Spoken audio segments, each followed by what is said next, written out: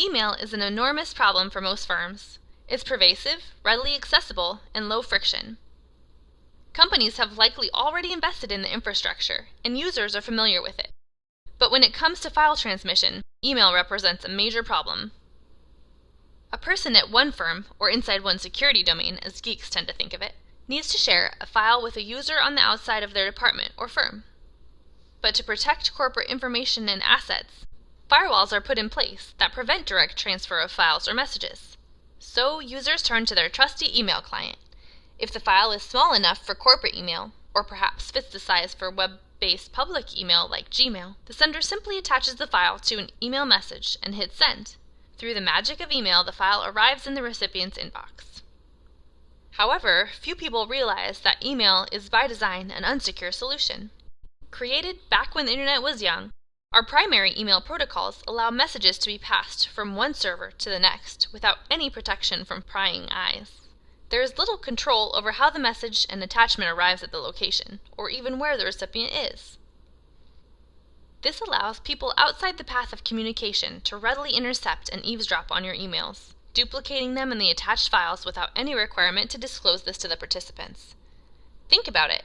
Every file you've attached to an email may have been duplicated by your mail server, the US government, some big search engine, or tech company within their servers, and you would never even know about it.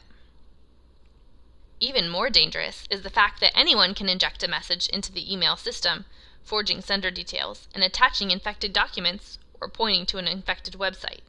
This path, known as phishing or spear phishing, has proven so effective in attacking a company or individual that 95% of all state-sponsored cyber intrusions start with an email, according to the 2013 Verizon Data Breach Incident Report. To address this issue, IT organizations keep buying more and more cybersecurity solutions which bolt onto their mail server. One solution screens attachments for malware. However, this is easily bypassed by directing the user to download a file from a link in the email.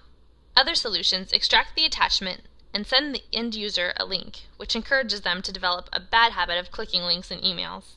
U.S. businesses spend around $27 billion a year and growing on email and file transfer solutions.